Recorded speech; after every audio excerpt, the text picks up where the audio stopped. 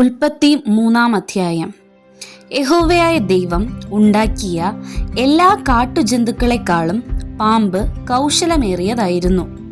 അത് സ്ത്രീയോട്, തോട്ടത്തിലെ യാതൊരു വൃക്ഷത്തിന്റെ ഫലവും നിങ്ങൾ തിന്നരുതെന്ന് ദൈവം വാസ്തവമായി കൽപ്പിച്ചിട്ടുണ്ടോ എന്ന് ചോദിച്ചു. സ്ത്രീ പാമ്പിനോട്, തോട്ടത്തിലെ വൃക്ഷങ്ങളുടെ ഫലം ഞങ്ങൾക്കു തിന്നാം, എന്നാൽ നിങ്ങൾ മരിക്കാതിരിക്കേണ്ടതിന് തോട്ടത്തിന്റെ നടുവിലുള്ള വൃക്ഷത്തിന്റെ ഫലം തിന്നരുത്, തൊടുകയും അരുത് എന്ന് ദൈവം കൽപ്പിച്ചിട്ടുണ്ട് എന്ന് പറഞ്ഞു. പാമ്പ് സ്ത്രീയോട്, നിങ്ങൾ മരിക്കയില്ല നിശ്ചയം. അത് തിന്നുന്ന നാളിൽ നിങ്ങളുടെ കണ്ണു തുറക്കുകയും നിങ്ങൾ നന്മ തിന്മകളെ അറിയുന്നവരായി ദൈവത്തെ പോലെ ആകുകയും ചെയ്യും എന്ന് ദൈവം അറിയുന്നു എന്ന് പറഞ്ഞു. ആ വൃക്ഷഫലം തിന്മാൻ നല്ലതും കാൺമാൻ ഭംഗിയുള്ളതും ജ്ഞാനം പ്രാപിപ്പാൻ കാമ്യവും എന്ന് സ്ത്രീ കണ്ടു ഫലം പറിച്ചു തിന്നു. ഭർത്താവിനും കൊടുത്തു, അവനും തിന്നു. ഉടനെ ഇരുവരുടെയും കണ്ണു തുറന്നു, തങ്ങൾ നഗ്നരെന്ന് അറിഞ്ഞു. അത്തിയില കൂട്ടിത്തുന്നി തങ്ങൾക്ക് അരയാട ഉണ്ടാക്കി. വെയിലാറിയപ്പോൾ യഹോവയായ ദൈവം തോട്ടത്തിൽ നടക്കുന്ന ഒച്ച അവർ കേട്ടു. മനുഷ്യനും ഭാര്യയും യഹോവയായ ദൈവം തങ്ങളെ കാണാതിരിപ്പാൻ തോട്ടത്തിലെ വൃക്ഷങ്ങളുടെ ഇടയിൽ ഒളിച്ചു. യഹോവയായ ദൈവം മനുഷ്യനെ വിളിച്ചു, നീ എവിടെയെന്ന് ചോദിച്ചു.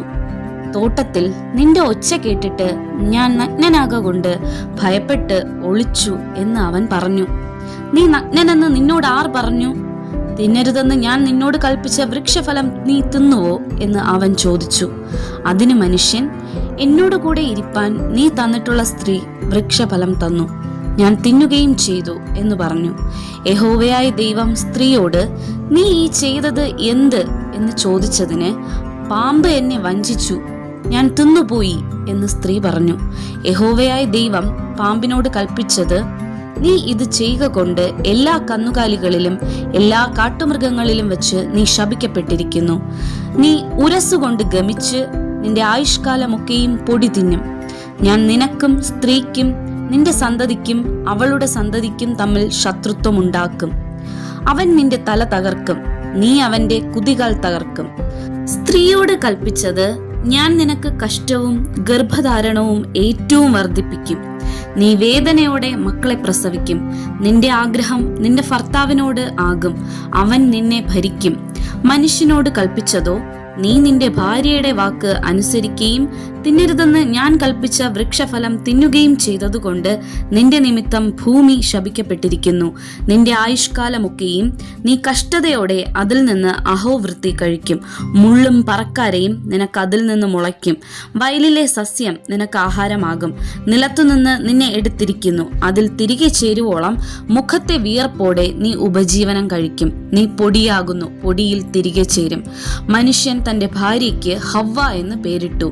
അവൾ ജീവനുള്ളവർക്കെല്ലാം മാതാവല്ലോ.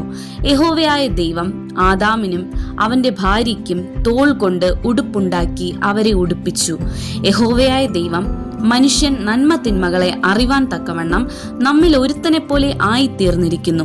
ഇപ്പോൾ അവൻ കൈ നീട്ടി ജീവവൃക്ഷത്തിന്റെ ഫലം കൂടി പറിച്ചു തിന്ന് എന്നേക്കും ജീവിപ്പാൻ സംഗതി വരരുത് എന്ന് കൽപ്പിച്ചു. അവനെ എടുത്തിരുന്ന നിലത്ത് കൃഷി ചെയ്യേണ്ടതിന് യഹോവയായ ദൈവം അവനെ ഏദൻ തോട്ടത്തിൽ നിന്ന് പുറത്താക്കി. ഇങ്ങനെ അവൻ മനുഷ്യനെ ഇറക്കിക്കളഞ്ഞു. ജീവന്റെ വൃക്ഷത്തിങ്കലേക്കുള്ള വഴി കാപ്പാൻ അവൻ ഏദൻ തോട്ടത്തിനു കിഴക്ക് കെരൂബുകളെ തിരിഞ്ഞുകൊണ്ടിരിക്കുന്ന വാളിന്റെ ജ്വാലയുമായി നിർത്തി.